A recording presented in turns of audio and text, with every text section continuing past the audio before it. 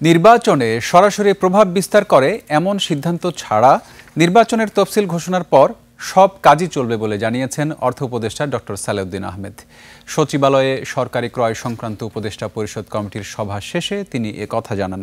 সরকারের জরুরি কেনাকাটা কিছুই বন্ধ হবে না উল্লেখ করে তিনি বলেন, কোনো জরুরি আইন করতে হলে সেটা করবে সরকার।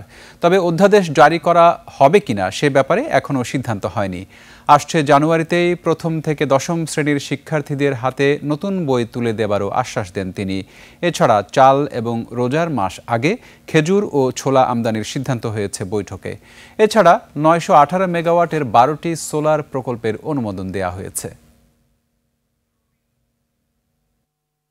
একটা জিনিস আমাদের ধারণা কি যে নির্বাচন শিডিউল ঘোষণা সব বন্ধ হয়ে যাবে, এটা হয় না। শুধু নির্বাচনকে প্রত্যক্ষভাবে ইনফ্লুয়েন্স যেটা করে সেটা আমরা করতে পারবো না। হ্যাঁ, নূতন যদি আইন করতে যেতে ইলেকশনের উপর রিপারকেশন, কিন্তু আমরা যদি অন্য একটা আইন করতে যাই ব্যাংকিং রেজুলেশন, আমি কি বন্ধ রাখবো নাকি? ওটা যে নির্বাচনের কী সম্পর্ক? খারাপ এবং এই দুর্নীতি যুক্ত প্রক্রিয়া থেকে একটা দুর্নীতি মুক্ত প্রক্রিয়ায় যাচ্ছে। এবং আপনারা দেখছেন যে এই 12টা প্রকল্পেই কেবলমাত্র 420 কোটি টাকা বাৎসরিক সাশ্রয় হবে।